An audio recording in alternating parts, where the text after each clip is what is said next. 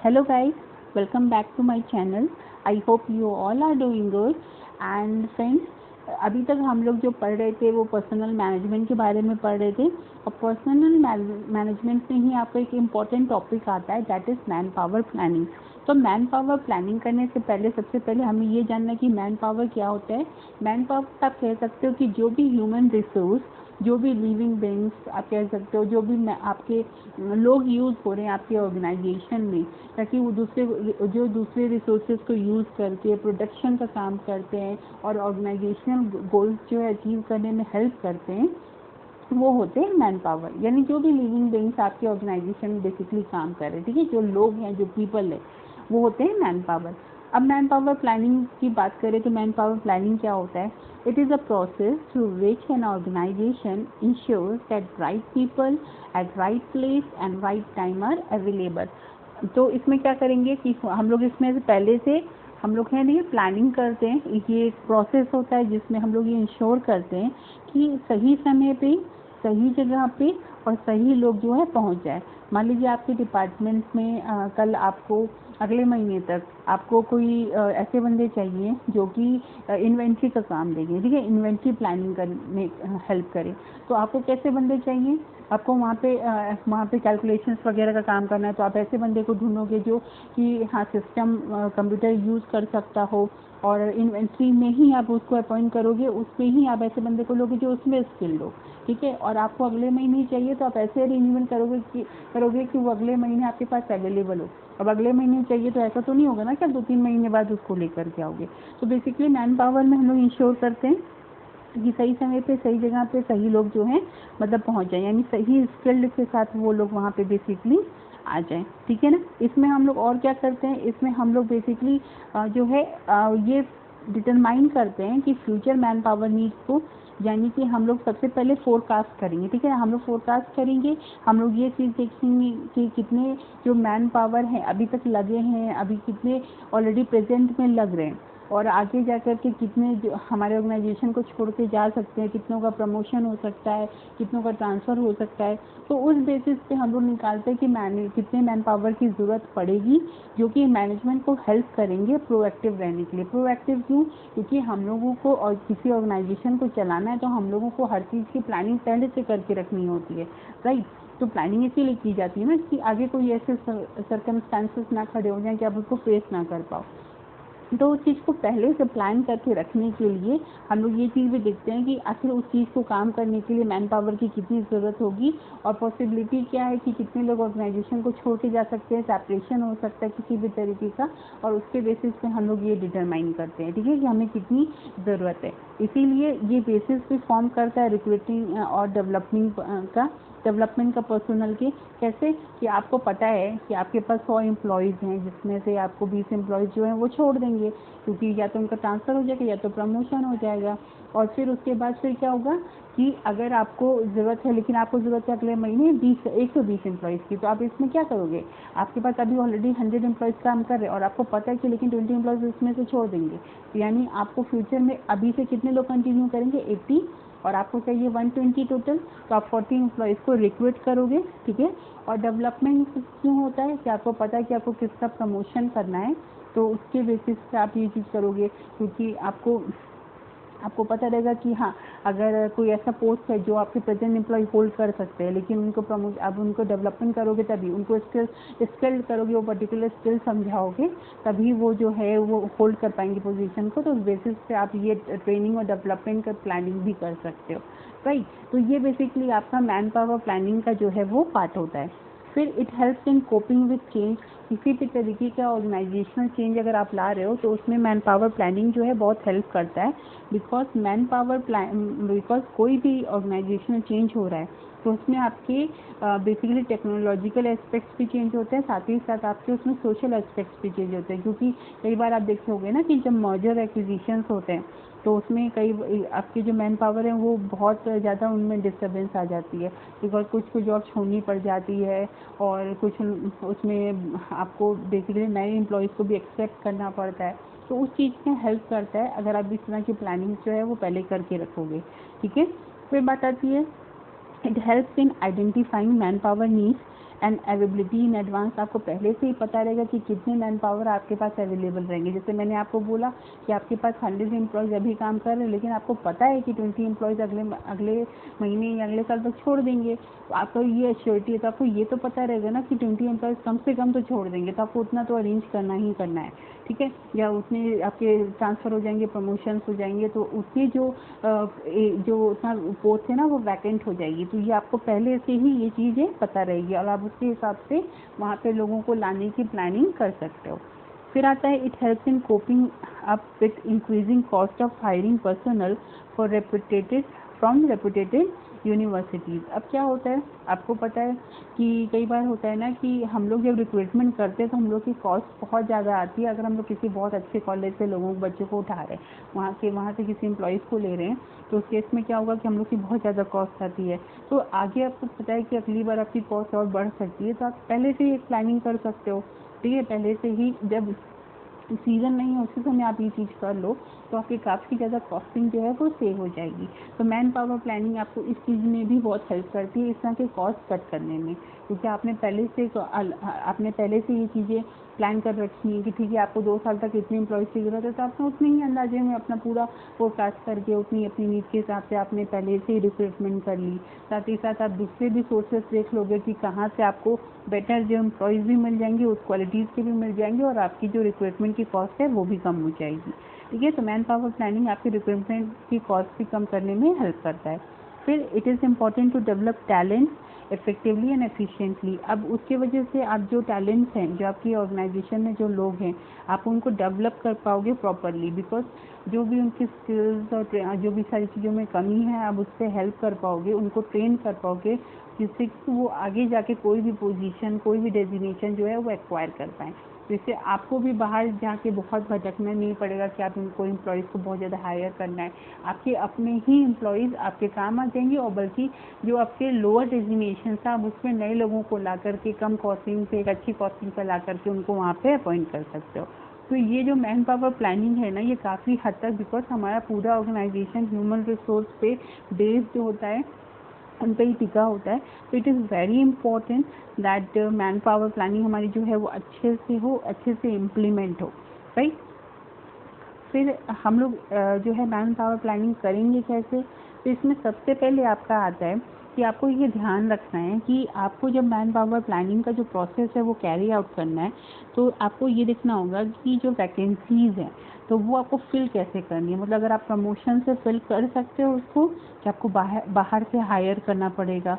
और दूसरी चीज़ की आपको ट्रेनिंग और डेवलपमेंट जो मॉडल्स हैं वो कौन से मतलब को यूज़ करने पड़ेंगे, बिकॉज अगर आपको ऐसा लगता है कि अगर आप नए एम्प्लॉयज़ को हायर करोगे, आपको उनको ट्रेनिंग देना पड़ेगा, तो आपकी कॉस्टिंग बहुत ज़्यादा आने वाली है। तो ये सारी चीज़ें आप पहले से उसमें आपको ये चीज़ देखनी पड़ेंगी, ठीक है। फिर और कौन कौन से प्रॉब्लम्स आ सकते हैं ट्रेड यूनियन से रिलेटेड, या कोई भी ऐसी पॉलिसीज़ हैं जो नई आई हों, गवर्नमेंट की पॉलिसीज़ हों, जो लेजिस्लेशंस में चेंज आते हैं, ये सारी चीज़ें आपको देखनी है मैन पावर प्लानिंग का प्रोसेस कैरी आउट करने से पहले। और सबसे इम्पॉर्टेंट बात ये है कि आपको ये देखना है कि कौन सा मेथड आप यूज़ करोगे जिससे कि आप ये प्लानिंग इफेक्टिवली कर पाओ।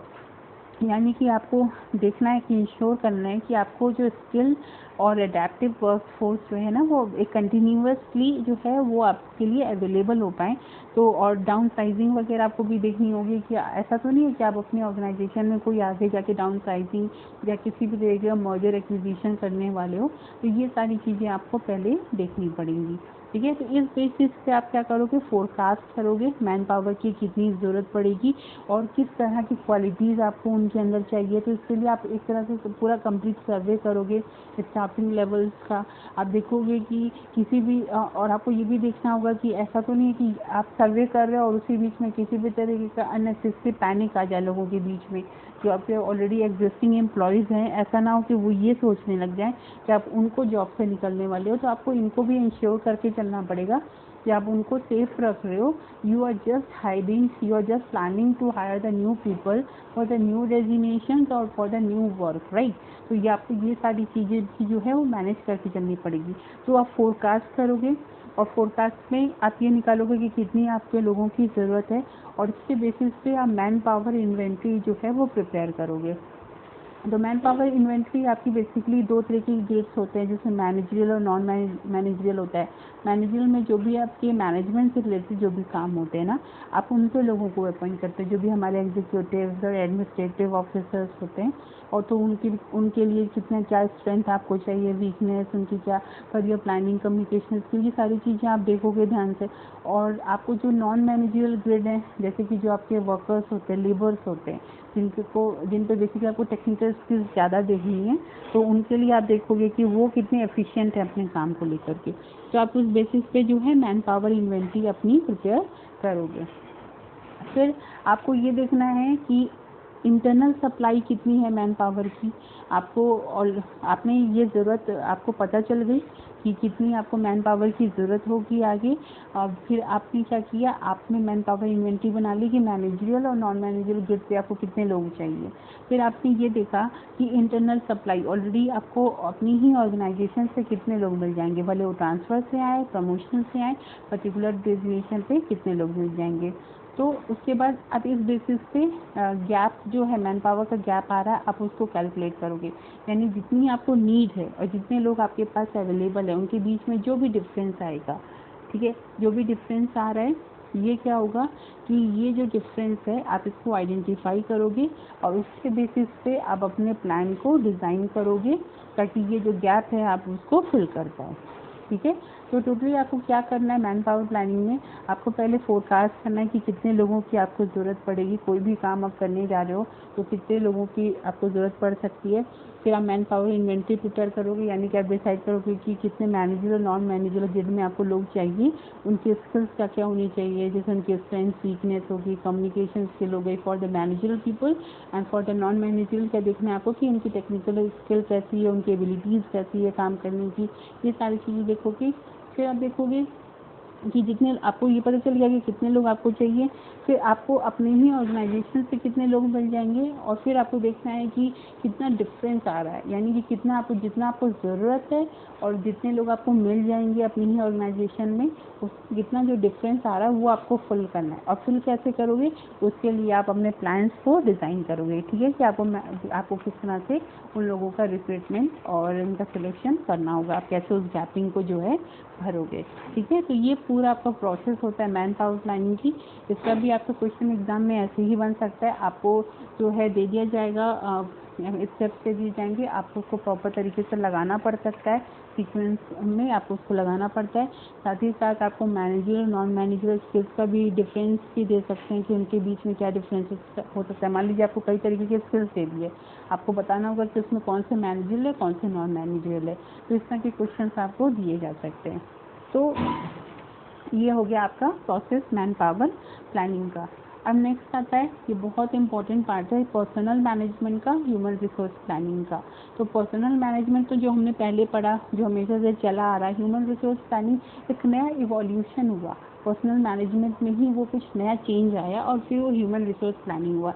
तो बेसिकली दोनों में क्या डिफरेंस था कि आप सबसे पहले पर्सनल, आप ऐसे मान सकते हो कि पर्सनल मैनेजमेंट जो है ना सबसे पहले आया, तो आप उसको ट्रेडिशनल अप्रोच मान सकते हो। ठीक है, फिर आपका जो ह्यूमन रिसोर्स प्लानिंग है वो बाद में इवॉल्व हुआ, तो आप उसको मॉडर्न मानोगे डेफिनेट, राइट। तो फिर उसके बाद क्या था, इसका स्कोप क्या है, जो पर्सनल मैनेजमेंट है ना वो बहुत लिमिटेड है, और वर्कर्स जो है ना वो टूल्स माने जाते थे, मतलब कि वो इक्विपमेंट हैं आपके ऑर्गेनाइजेशन में काम करने के लिए, मतलब जो भी आपका ऑब्जेक्टिव अचीव करना है, उस ऑब्जेक्टिव को अचीव करने के लिए आपके यहाँ काम करने के लिए बस वो इक्विपमेंट की तरह होते थे। लेकिन जब ह्यूमन रिसोर्स प्लानिंग आया ना, तो उसका जो स्कोप था वो वाइडर था, काफ़ी, मतलब उन लोग दूर दृष्टि थी, उनसे काफ़ी ज़्यादा सोचते थे अपने एम्प्लॉयज़ के लिए, और एम्प्लॉयज़ को एसेट्स माना जाता था ऑर्गेनाइजेशन का। तो मतलब एसेट्स मानते थे, और अभी बिलीव करते हैं कि उनको हम लोग को डेवलप करना है और उनको प्रिजर्व करके रखना है, जिससे कि वो आगे भी हमारे ऑर्गेनाइजेशन के लिए इफ़ेक्टिव और एफिशिएंट साबित हो। ठीक है, हम लोग अपने ऑर्गेनाइजेशन का गोल तो अचीव कर ही रहे हैं, लेकिन हम लोग ह्यूमन रिसोर्स पे भी बहुत फोकस कर रहे हैं, जिससे उनका भी डेवलपमेंट हो, because they are assets to our organisation, right. तो ये जो है ना, ये मॉडर्न अप्रोच था, ये ह्यूमन रिसोर्स प्लानिंग का अप्रोच था बेसिकली। फिर फंक्शंस की बात करें तो जो है पर्सनल मैनेजमेंट में सेम रूटीन फंक्शन होता था। हमने पढ़ा था ना पहले भी टेलर और इन सब के बारे में, इन्होंने कैसे बताया था कि एक बंदे को एक स्किल्स, अगर उसके अंदर जो स्किल है वो वही काम करेगा, तो इससे रूटीन फंक्शन होता था, मतलब सेम काम किए जा रहे हैं एंड वो बोर्डम क्रिएट कर देता था। लेकिन ह्यूमन रिसोर्स प्लानिंग में स्ट्रेटेजिक फंक्शन होता है बेसिकली, तो इसको मतलब बेसिकली वो फोकस करता है, आपको एक चैलेंजेस लेकर के आता है, नए नए कंसेप्ट देता है एंड वो आपके सामने नए सिचुएशंस क्रिएट करता है और आपको खुद हेल्प करता है कि आप खुद डिसीजन लो। आप अगर आप एम्प्लॉय हो किसी ऑर्गेनाइजेशन में तो आप खुद से डिसीजन ले सकते हो। ऐसा नहीं है कि आपको बिल्कुल मैनेजमेंट में जो काम दे दिया गया आपको बस वही करना है, वही सेम करना है, आप अपने हिसाब से डिसीजंस ले सकते हो। इस तरह की कुछ फ्रीडम्स भी दी गई, इस तरह की कुछ कंसेप्ट भी आए। फिर जो पे का बेसिस होता था, बेसिस ऑफ पे क्या होता था, इसमें जॉब इवैल्यूएशन होती थी, जॉब की वर्थ निकाली जाती थी पर्सनल मैनेजमेंट में। लेकिन ह्यूमन रिसोर्स प्लानिंग में परफॉर्मेंस इवैल्यूएशन निकाली जाती है, यानी कि जो आपकी कैपेबिलिटीज़ हैं, जैसा आपने काम किया, ठीक है। आपको पर्सनल मैनेजमेंट में जॉब के हिसाब से पेमेंट होती थी, लेकिन ह्यूमन रिसोर्स प्लानिंग में बेसिकली आपकी स्किल्स और कैपेबिलिटीज़ के हिसाब से आपको पेमेंट होती है। इसीलिए आपका ये जो बोनस सिस्टम, इंसेंटिव सिस्टम, ये सारी जो चीज़ें आई ना धीरे धीरे, वो उसका ही एक पार्ट है। फिर मैनेजमेंट रोल जो होता था वो ट्रांजेक्शनल रहता था, मतलब उसमें आपकी लीडरशिप जो है ना वो हावी रहती थी, you have to follow your leaders, उसमें आप बहुत ज़्यादा इन्वॉल्व नहीं कर सकते थे। लेकिन ह्यूमन रिसोर्स प्लानिंग में जो है ना वो उसमें ट्रांसफॉर्मेशनल होता था, यानी कि आपको एक नई एक जो है ना उसका स्कोप वाइडर होता था। मीन्स आपको एक आपको लीडर जो है आपको सही डायरेक्शन तो दिखा ही रहा है, बट वो आपके सजेशंस को, आपकी चीज़ों को और जो है एक्सेप्ट भी कर रहा है। अगर आप भी अपनी तरफ से कोई व्यू रख रहे हो, कोई पॉइंट ऑफ व्यू रख रहे हो, कोई अपनी तरफ से आइडियाज़ कंसेप्ट लेकर आ रहे हो, तो it will also get the values, right. तो ये आपका मैनेजमेंट का रोल होता था बेसिकली। फिर कम्युनिकेशन की बात करें तो पर्सनल मैनेजमेंट में हमेशा इनडायरेक्ट कम्युनिकेशन होता था। टॉप मैनेजमेंट और जो लो लेवल के मतलब मैनेजमेंट में लोग रहते थे, वर्कर्स रहते थे, उनके बीच में डायरेक्टली जो है कांटेक्ट नहीं हो सकता था। उनके बीच में हमेशा कोई ना कोई सुपरवाइज़र और ये सारे लोग रहते ही थे। हायरार्की को बहुत ही ज़्यादा इंपॉर्टेंस दी जाती थी। बट जब ह्यूमन रिसोर्स प्लानिंग का जब कंसेप्ट आया तो उसमें कॉन्टैक्ट जो है वो डायरेक्ट हो गया। मतलब अगर कोई ऐसा केस है तो workers and labours are given the right to that they can contact directly with the top management, ठीक है। तो बेसिकली ह्यूमन रिसोर्स प्लानिंग को आप कह सकते हो कि ये वाइडर कंसेप्ट था आपके पर्सनल मैनेजमेंट का। फिर लेबर मैनेजमेंट की बात करें तो इसमें कलेक्टिव बार्गेनिंग कॉन्ट्रैक्ट्स होते थे, लेकिन जो ह्यूमन रिसोर्स प्लानिंग की बात करें तो इंडिविजुअल कॉन्ट्रैक्ट्स होते थे। यानी कि आप इसमें क्या कर सकते हो, अभी आपकी खुद की एक इम्पॉर्टेंस है ह्यूमन रिसोर्स प्लानिंग के हिसाब से लेबर अगर आप बात करें, लेकिन जब पर्सनल मैनेजमेंट का कंसेप्ट है ना तो आप कहीं ना कहीं बहुत ज़्यादा अभी अपने जो आपके जो सपोर्ट सिस्टम होते हैं जैसे ट्रेड यूनियंस वगैरह, इन सब से बहुत ज़्यादा हमको इंट्रैक्शन रखना पड़ता था। बिकॉज वो आप कह सकते हो कि आप वही रिस्पॉन्सिबल होते थे आपको न्याय दिलाने के लिए, सब कुछ दिलाने के लिए, ठीक है। अगर आपके साथ कोई एक्सप्लॉइटेशन हो रहा है, किसी तरीके की प्रॉब्लम आ रही है ऑर्गेनाइजेशन में, तो आप हर तरीके से अपने जो टीम लीडर्स हैं इन सब पर डिपेंडेंट रहते थे। लेकिन अगर अभी जो मॉडर्न कंसेप्ट आया ह्यूमन रिसोर्स प्लानिंग का, तो उसमें आपका इंडिविजुअली एक जो है ना वैल्यूज़ है, तो आप खुद अपनी तरफ से बहुत लेजिस्लेशन और ये सारी चीज़ें आपको मिली हैं उनकी तरफ से कि आप एक स्टेप ले सकते हो ऑर्गेनाइजेशन के अगेंस्ट में अगर आपको कुछ ऐसी प्रॉब्लम्स जो है वो होती हैं। फिर इनिशिएटिव की बात करें तो पहले जो है पर्सनल मैनेजमेंट में PCA के हिसाब से ही होता था ज़्यादा, लेकिन आपको यहाँ पे ह्यूमन रिसोर्स प्लानिंग में क्या है, इंटीग्रेटेड है रहता है, मतलब एक दूसरे से जुड़ा रहता है, इंटरलिंक्ड रहता है, यानी कोऑर्डिनेशन पे बहुत ज़्यादा उन लोगों ने फोकस किया ह्यूमन रिसोर्स प्लानिंग में, ठीक है। आपको ऐसा नहीं है कि आप अपना काम कर रहे हो अलग अलग ही दुनिया में, आपको आपके सारे काम को मिला करके आपको एक महत्व मिलता था, एक इम्पोर्टेंस दी जाती थी आपके हिस्से को भी, आपके कंट्रीब्यूशन को भी। जॉब डिज़ाइन की अगर हम लोग बात करते हैं तो पर्सनल मैनेजमेंट में डिवीज़न ऑफ लेबर, जैसे कि मैंने आपको बताया कि सेम रूटीन फंक्शन होता है, काम को डिवाइड कर दिया जाता है, स्किल्स को डिवाइड कर दिया जाता है। बट ह्यूमन रिसोर्स प्लानिंग में ग्रुप और टीम पे काफ़ी ज़्यादा फोकस किया गया, मतलब आप ग्रुप और टीम में काम कर रहे हो लेकिन एज इंडिविजुअल आपकी बहुत वैल्यू है, राइट। तभी इसलिए यहाँ पे इंडिविजुअल कॉन्ट्रैक्ट्स भी आपको मिले, इंटीग्रेटेड हैं, आपकी इंडिविजुअली जो आपकी वैल्यू उसको इंटीग्रेट करके ग्रुप फॉर्म मतलब ग्रुप में आपको बेसिकली इम्पोर्टेंस मिलती है, ठीक है। और ग्रुप पे काफ़ी ज़्यादा फोकस किया गया, ग्रुप वर्क पे और टीम वर्क पे। फिर आती है बात फोकस की। तो इसमें जो फोकस था पर्सनल मैनेजमेंट में बेसिकली ये हायरिंग, रिम्यूनरेटिंग, मतलब हायर करना, उनको पैसे देना, उनको कंपनसेशन देना उनके काम के एवरेज में, फिर उनको ट्रेनिंग देना और हार्मोनी मेंटेन करके चलना, ये पर्सनल मैनेजमेंट का पार्ट होता था। लेकिन ह्यूमन रिसोर्स प्लानिंग में क्या होता है, ह्यूमन रिसोर्स प्लानिंग में मैन पावर को एक वैल्यूड एसेट की तरह मतलब इम्पोर्टेंस देते हैं, उनको यूज़ करते हैं, उनको प्रिजर्व भी करते हैं। वो कैसे प्रिजर्व करते हैं, वो डेवलपमेंट करते हैं, आपको चीज़ें सिखाते हैं, आपकी कंसेप्चुअली आपको जो है ना थोड़ा स्ट्रॉन्ग बनाते हैं, जिससे कि अगर आप आगे भी अपने किसी और ऑर्गेनाइजेशन में जा रहे हो, जो आपका खुद का करियर पाथ आपने डिसाइड किया है कि आपको अपने करियर में कोई एक पर्टिकुलर पोजीशन जाके होल्ड करनी है, एक चीज़ जो है अचीव करनी है, तो वो उसमें भी हेल्प करते हैं। एज ए इंडिविजुअल आपको इवॉल्व करने में जो है वो मदद करते हैं। तो ये चीज़ था, मतलब जो अगर ऐसे माने कि पर्सनल मैनेजमेंट में जो फोकस था वो basically organisational point of view से ही था, लेकिन ह्यूमन रिसोर्स प्लानिंग में जो फोकस है वो आपको एज इंडिविजुअल लेके चलते थे, मतलब आपकी खुद की भी वैल्यू है और आपको भी इक्वल चांस मिलना चाहिए अपने आप को डेवलप करने का। जो डिसीजन मेकिंग प्रोसेस था, बहुत सारे चैनल्स होने की वजह से पर्सनल मैनेजमेंट डिसीजन जो है वो स्लो रहता है। लेकिन अगर ह्यूमन रिसोर्स प्लानिंग की बात करें, क्योंकि इसमें डायरेक्ट कांटेक्ट है, कहीं ना कहीं आपका जो डिसीजन मेकिंग जो प्रोसेस है वो फास्ट था कंपेयर टू पर्सनल मैनेजमेंट, ठीक है। तो ये ओवरऑल आपका डिफरेंस है पर्सनल मैनेजमेंट और ह्यूमन रिसोर्स प्लानिंग में। अगर आपसे पूछा जाए एग्जाम में कि विच इज़ मॉडर्न कंसेप्ट, तो आप ह्यूमन रिसोर्स प्लानिंग बता सकते हैं कि ह्यूमन रिसोर्स प्लानिंग जो है मॉडर्न कंसेप्ट है, while personal management is a traditional concept, ठीक है। फिर आपको अगर ये पूछा जाए कि हाँ किसमें आप डायरेक्टली इंटरेक्ट कर सकते हो, कौन सा फास्ट है, किसमें ट्रांसफॉर्मेशनल लीडरशिप होती है, तो ये जो सारी चीज़ें होंगी ये आपकी ह्यूमन रिसोर्स प्लानिंग की पार्ट होंगी। ग्रुप वर्क में फोकस किया गया ह्यूमन रिसोर्स प्लानिंग में। तो ये आपका ओवरऑल डिफरेंस हुआ पर्सनल मैनेजमेंट में और ह्यूमन रिसोर्स प्लानिंग में। अब बात करते हैं कि चैलेंजेस क्या क्या आए अगर हम लोग मैन पावर प्लानिंग होती है, तो उसमें क्या क्या चैलेंजेस जो है वो मैनेजमेंट को फेस करना पड़ता है। तो सबसे पहला आ गया ग्लोबलाइजेशन।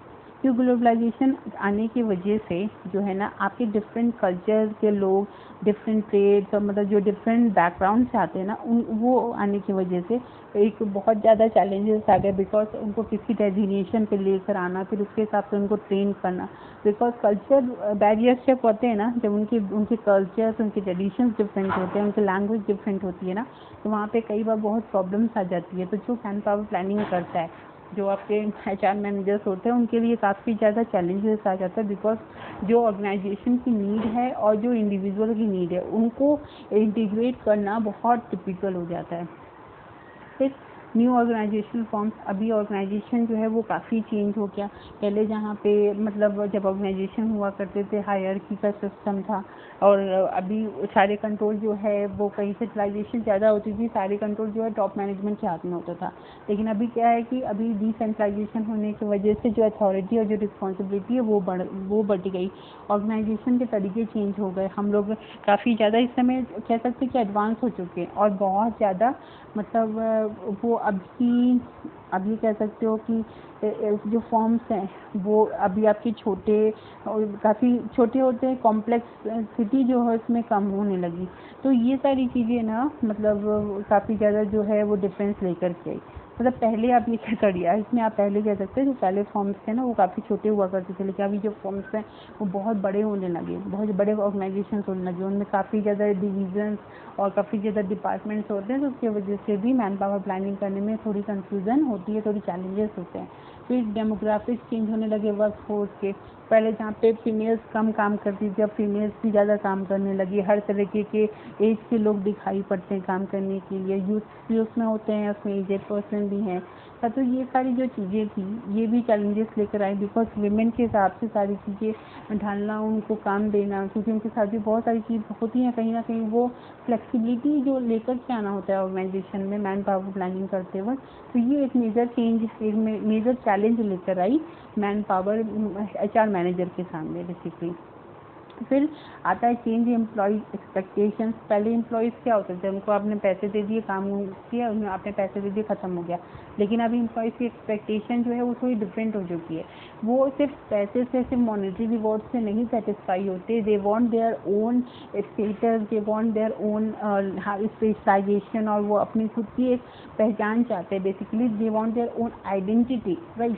तो उनको ये चाहिए कि जो वो काम कर रहे हैं उसके लिए उनको क्रेडिट मिले, उनको एक थोड़ा मैनेजमेंट भी हेल्प करे उनके करियर प्लानिंग में, उनके करियर पाथ डेवलप करने में।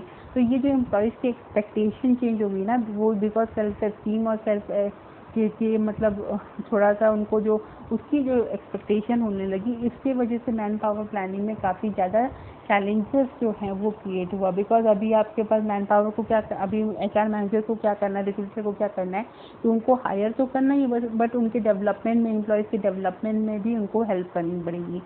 फिर proactive strategy to build up industrial relation पे काफ़ी ज़्यादा फोकस होने लगा। और प्रोएक्टिव स्ट्रैटेजी यूज़ करते हैं कि पहले से हम लोग प्लानिंग करके रखते हैं कि किसी भी तरीके का कोई क्लैश ना क्रिएट हो, कॉन्फ्लिक्ट ना क्रिएट हो, और एम्प्लॉयज़ के बीच में या वर्कर और मैनेजमेंट के बीच में। तो ये सारी चीज़ें ध्यान रखने के लिए मैन पावर प्लानिंग जो है एक चैलेंज फेस करता है। बिकॉज आपको एक ऐसा इन्वायरमेंट क्रिएट करके रखना जहाँ पे आप एम्प्लॉयज़ को सेटिस्फाई कर सको, सो दैट कि कोई ऐसी प्रॉब्लम ना हो। एम्प्लॉयर एम्प्लॉय आपको दोनों को लेकर के चलना है, ठीक है। तो ये जो सारी चीज़ें थी ना, ये मैन पावर प्लानिंग में कहीं ना कहीं बहुत बड़ा चैलेंज थी। फिर उनको contribution to the success of the organisation. अब इसमें क्या है कि अभी इसमें मैनेजर को क्या करना है कि अब उसको और अपने एम्प्लॉयज़ को जो है ना, उनको बेसिकली फोकस करना है, उनको थोड़ा सा पुश करना है कि वो अपने कंट्रीब्यूशन करें ऑर्गेनाइजेशन की सक्सेस को अचीव करने में। और कहीं ना कहीं मैन पावर खुद के लिए भी बेनिफिट चाहता है, तो उनके गोल्स को इंटीग्रेट करने में ये जो सारी चीज़ें थी, ये भी एक मेजर चैलेंज थी HR मैनेजर के सामने। फिर आता है established fact people are most important। अभी मैंने आपको बताया कि ह्यूमन रिसोर्स प्लानिंग में बेसिकली क्या हुआ था कि लोगों को एसेट माना जाता था। तो अब ये जो फैक्ट है इसको तवज्जो देना, इसको इम्पोर्टेंस देना, ये फैक्ट इस्टेब्लिश करना, ये भी बहुत टिपिकल था। बिकॉज कहीं ना कहीं मैनेजमेंट का एक माइंड सेट होता है, वो उनके लिए ये रहता है कि एम्प्लॉयज़ हमेशा एक उनके लिए काम करने वाले लोग हैं, ठीक है। They are only the resource, they are only the input. But अभी जो मेजर इवोल्यूशन हुआ, लोगों को भी इम्पोर्टेंस दी जाने लगी। जो लेबर वर्कर्स हमारे लिए काम करते थे, एम्प्लॉयज़ काम करते थे, उनको एसेट कहा जाने लगा। तो ये जो है ना, ये मैन पावर प्लानिंग के लिए एक बहुत टिपिकल थोड़ा चैलेंज बन के आया। बिकॉज अभी आपको टॉप मैनेजमेंट को और बाकी लोगों को ये यकीन दिलाना, इस फैक्ट इस्टेब्लिश करना है, they should accept the people, they should treat them like asset, right. तो ये जो चैलेंज था आपके मैन पावर प्लानिंग के सामने।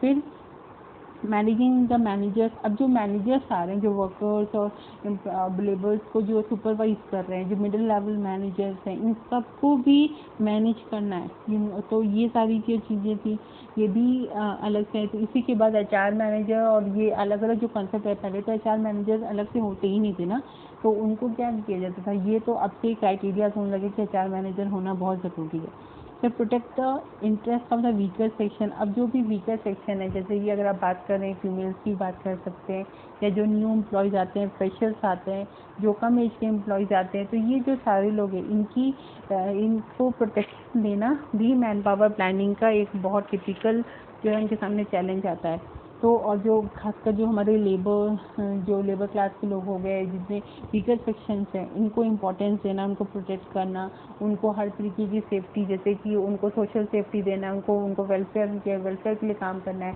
तो ये जो सारी चीज़ें थी ना, ये मैन पावर प्लानिंग के सामने काफ़ी टिपिकल एक मेजर चैलेंजेस लेकर के आई। तो ये जो है आपका टोटल चैलेंजेस हैं जो मैन पावर प्लानिंग के समय आता है। और बेसिकली HR मैनेजर और जो भी आपके HR रिक्रूटर्स होते हैं, उनके सामने यही सारी चीज़ें हैं कि उनको ये सब चीज़ों को फेस करके, इन सारी चीज़ों को टैकल करके ऐसे मैन पावर प्लानिंग करनी है, ऐसे प्लानिंग करनी है, ऐसे रिक्रूटमेंट करना है कि ऑर्गेनाइजेशनल गोल्स को वो लोग अचीव कर पाएँ, ऑर्गेनाइजेशनल और पर्सनल गोल्स, इंडिविजुअल के जो गोल्स हैं उनको अचीव कर पाएँ, और साथ ही साथ उन दोनों ही लोग सेटिस्फाइड हो जाए, ठीक है। तो बेसिकली जो पूरा आपका HRM का कंसेप्ट है ना, इसी चीज़ पे बेस्ड है। तो आपको ये काफ़ी चीज़ें पढ़नी है, इन सारी चीज़ों पे बहुत ध्यान देना है। और अभी जो है ये हमारा मैन पावर प्लानिंग का जो सेक्शन है, ये छोटा सा ही पार्ट है एक तरह से जो अभी ख़त्म हुआ है। बिकॉज जो आपका ह्यूमन रिसोर्स प्लानिंग एक्चुअली में बहुत वास्ट है, वो हम धीरे धीरे और वही सारी चीज़ें जो है वो पढ़ते जाएंगे ह्यूमन रिसोर्स मैनेजमेंट का। तो आई होप कि गाइस कि आप लोगों को ये टॉपिक काफ़ी अच्छे से समझ में आ गया होगा। अगर कोई भी आप लोगों को इसमें प्रॉब्लम है, कोई भी दिक्कत हुई, या कोई भी टॉपिक है जो आपको नहीं समझ में आ रहा है, या स्पेशली आपको ये टॉपिक अभी पढ़ना चाहते हो चीज़ HR का, तो आप आज मुझे कमेंट सेक्शन में लिख के बता सकते हो। मैं आपके लिए ज़रूर से वो टॉपिक जो है वो एक्सप्लेन करूँगी। और कोई भी आपको फीडबैक देना है इस वीडियो से रिलेटेड या मेरे प्रीवियस वीडियो से रिलेटेड, तो यू आर हार्टली वेलकम। और प्लीज़ अगर आपको सेशंस पसंद आ रहे हैं तो please hit the like button and share and subscribe for the upcoming topic. Thank you guys, thank you so much, bye bye, take care.